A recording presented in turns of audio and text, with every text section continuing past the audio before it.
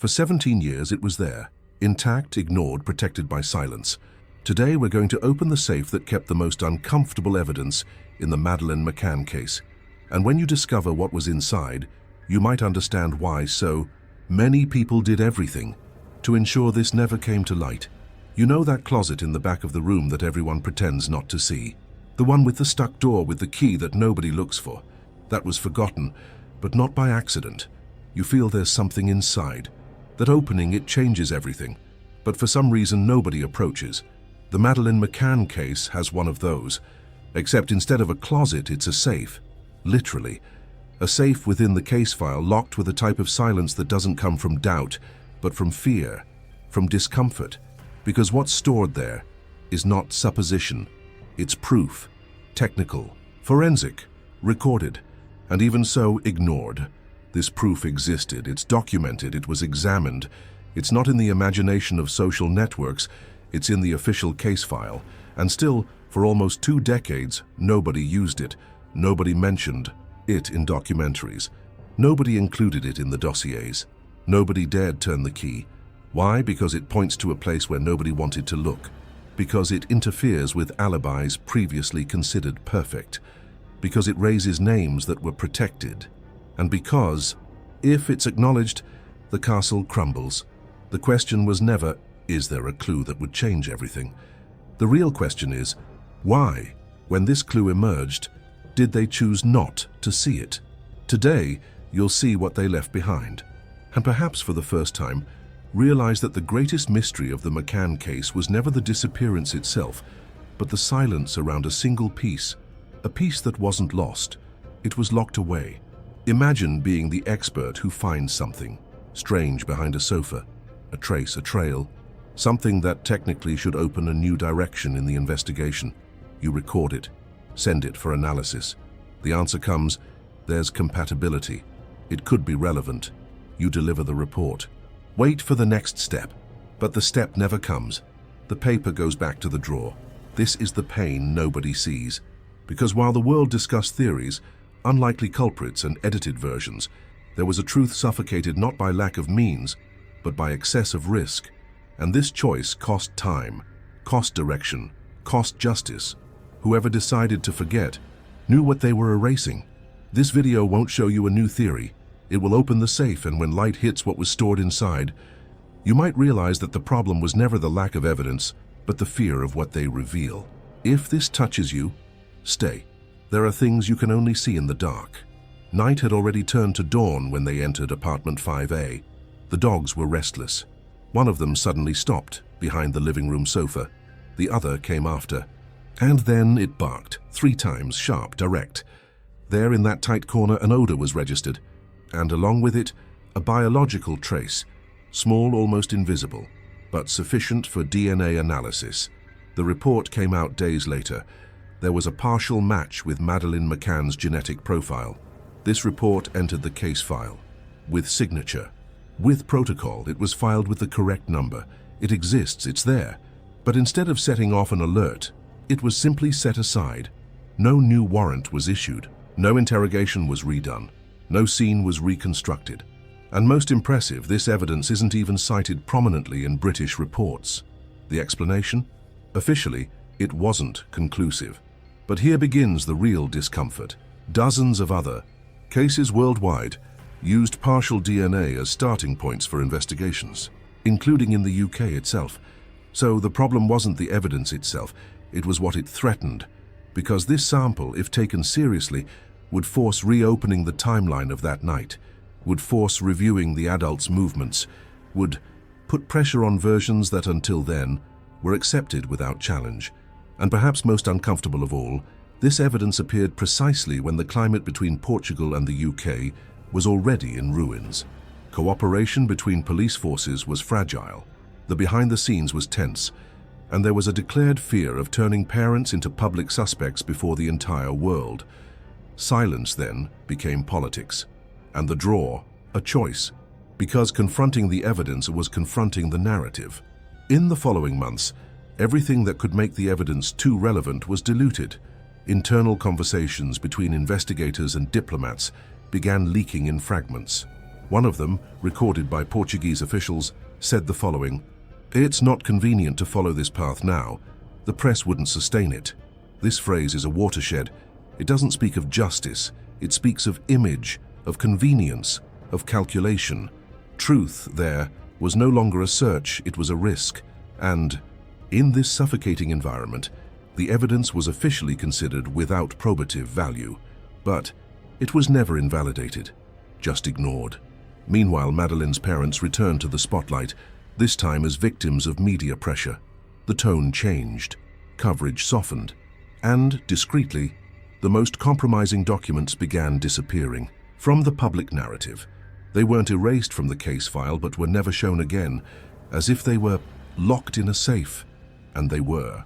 At the Portimão police station, the folder with the dog's reports, the traces, and the analyses of the rented car was kept for years, officially available. But nobody asked. Nobody wanted to turn the key. To this day, this folder remains intact. And what it carries isn't certainty but provocation, because the question isn't whether that evidence was sufficient to convict someone.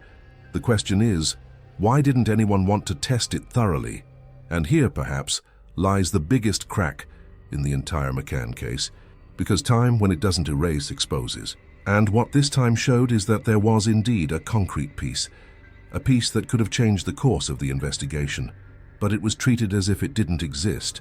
And worse, most accepted this as normal, as if it were better that way, as if what's locked should remain closed. If you perceive the weight of this, wait until you see what happens when someone finally decides to turn the key. Because opening the safe isn't just reviewing a case, it's reopening wounds that the entire system tried to hide with silence. Now that we've entered, there's no way out. It was an A4 sheet, printed in black and white. The header marked the name of the forensic company, the case number, and the trace code. The content: a technical analysis of the trace found behind the living room sofa where Madeleine slept. In the middle of the page, there was an underlined sentence: partial compatibility with Madeleine McCann's DNA. Further down, another line highlighted the key point: non-random genetic profile, excludes environmental contamination. It was technical but direct. It wasn't a supposition, it was a presence. This sheet was delivered to British authorities, entered the Portuguese police case file, was read by investigators, translators, forensic experts. But it never became a headline, was never shown at a press conference, was never explained, and worse, it was never officially discarded. What they did was something much more subtle and more dangerous. They ignored it, left the sheet among 100 others, without emphasis, without context, as if it didn't have the weight it had. The problem is that it did, because if this trace were taken seriously, the night's script would have to be rewritten. And here comes the shock. The DNA wasn't found in the child's room.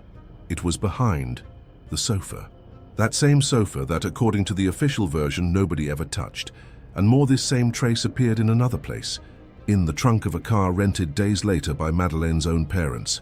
2 points, same sample, same partial match, and no explanation that could sustain this without opening a new line of suspicion. What this sheet said, without saying, was the accepted version that might be wrong, and more than that, it might be protected.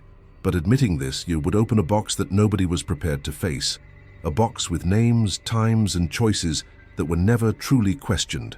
So the safe remained closed. Behind the scenes, the reaction was silent. A PJ investigator who read the report carefully would have said to a colleague, "If we go down this path, there's no turning back." This phrase was never put in an official report, but it was heard by those who were there. And the strangest thing is that nobody, absolutely nobody, wanted to contradict this. Instead of facing the contradiction, it was diluted. The press received a watered-down version. Spokespersons talked about lack of robustness. And in the middle of this fog, the sheet disappeared from the radar. International commotion followed another path. New leads emerged, all vague. New suspects were listed, none with real connection. The public narrative became smoke. And that evidence, it continued there, in the archive, in the safe. But the hardest thing to admit is this: justice didn't fail because it didn't know. It failed because it knew and chose not to follow. This isn't just negligence. It's strategy. It's protection. It's control.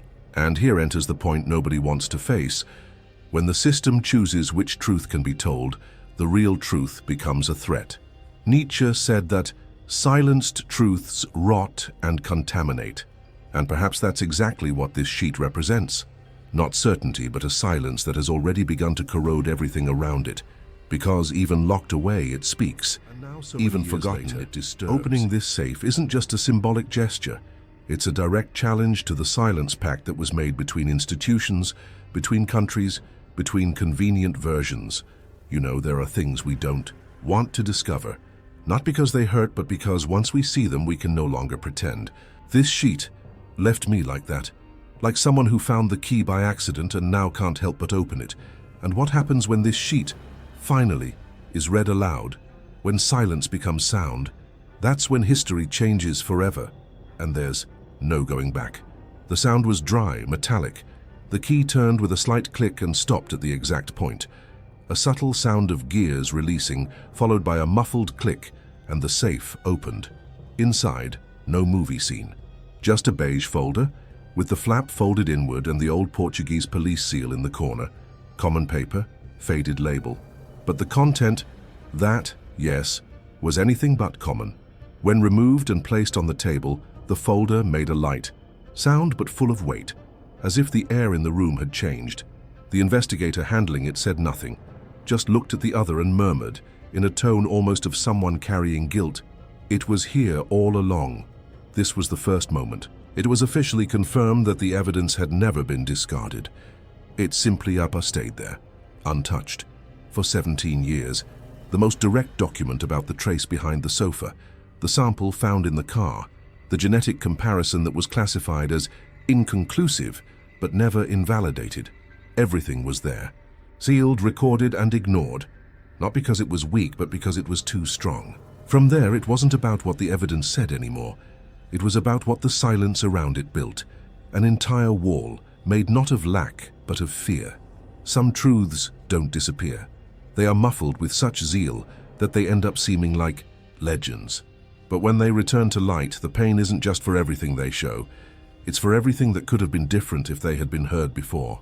That investigator holding the folder, older now, with trembling hands, said, a phrase that stuck in my head, "We thought protecting the case was protecting justice, but maybe we just protected the comfort of those who already had a ready story."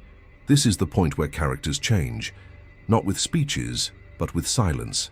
Silence of those who see, finally, what they pretended didn't exist. Silence of those who now have to deal with the fact that omission has name, stamp, date, and choice.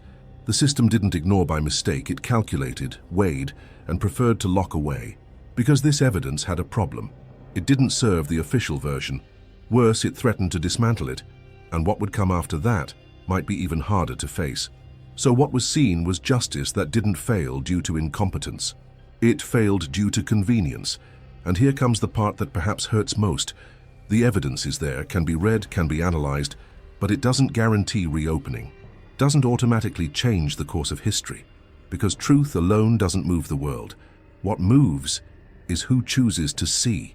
Opening the safe isn't just about revealing. It's about admitting that someone locked it, that there was a moment, a table, a meeting, where it was decided not to go down this path, that there were hands that pushed this folder to the back of the drawer, not by accident, but by calculation. And now, it's here, on the table, in sight, unsealed. The sound of the lock turning still echoes. But what weighs now isn't the noise, it's the silence. There's no more excuse. Can't say they didn't know. The sheet is visible, the report is there. History, sir, needs to deal with this. From here, silence is also your choice. There's something strange about this type of truth. It doesn't shout. It doesn't ask for a stage. It just stays present, uncomfortable, like a forgotten object in the center of the room that everyone pretends not to notice. And the worst part? It doesn't change the past, but it changes us. The powder keg was there, always was. But the spark didn't come from outside. It came from within the system itself. And now that they've lit it, there's no way to put it out. Truth, when avoided for too long, doesn't disappear. It gathers dust. It changes color, but it continues there. And sometimes what scares most isn't what it reveals. It's the fact that it was there all along. The safe wasn't in another country, wasn't buried, wasn't stolen.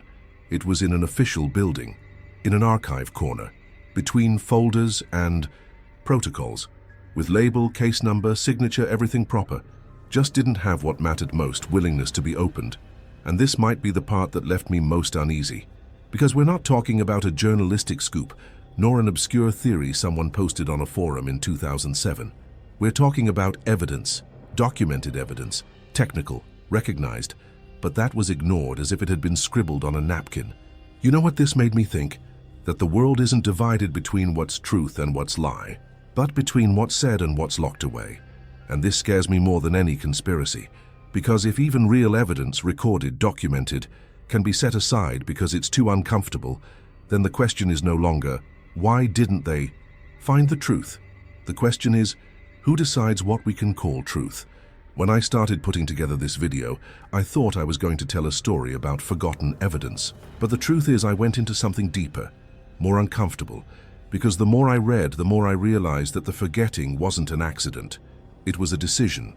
Someone locked this safe, and someone knew what was inside. It wasn't a protocol error, it was a pact, silent but precise, and you know, there's something perverse about seeing real evidence being set aside at the same time. The entire world consumed versions, suspicions, speculations, clickbait. Everyone looking the wrong way, and the most important piece there, quietly. Because Gerd said something nobody wanted to hear. And then I wonder, what is justice? If evidence doesn't serve the ideal script, does it stop being valid? If the trace confronts what was defended for years, is the solution to ignore it? Is that it? Maybe you feel now what I felt. A cold anger. A type of revolt that doesn't need shouting because it comes from within. And when we feel this, we can no longer unfeel it. The safe was opened and now we know. Today it wasn't just a story that came to light, it was a choice. The choice of those who decided to see what had been hidden.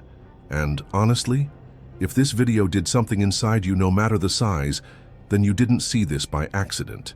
You were ready. Because there are things that can only be said when someone on the other side is prepared to listen. And if you made it this far, it's because you felt it. Felt the weight of the aged paper. Felt the silence around that room. Felt that sometimes the greatest pain is discovering that truth existed, but was ignored by choice. Now I'm going to say something personal. For me, what marked me most wasn't the evidence itself. It was imagining how many times history repeated itself in other rooms, other archives, other names. How many safes exist out there, still locked. And what does this say about the world we live in? It's not about lack of information, it's about fear of dealing with it. So, if you felt this video spoke to you, if there was a moment that made you stop, take a deep breath and think, damn. Then do something for me. Leave a super chat. Not for the channel, not for me, but as a gesture, as a message to silence. Like someone saying, I saw, and I won't pretend I didn't see. I opened the safe and refuse to forget. And if you made it this far, comment below. I am what silence tried to erase. So I know you stayed with me until the end. And I'll read them one by one because each comment here is more than engagement. It's echo. Oh, and if you want to continue feeling this raw truth, this discomfort that doesn't fade, then the next video is for you, because it doesn't start from zero.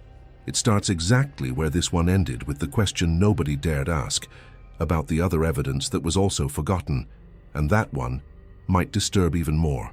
Subscribe to the channel, but only if you want to continue hearing what they tried to silence. Here we don't speak louder. We speak what nobody had the courage to say. Thank you for being with me until here.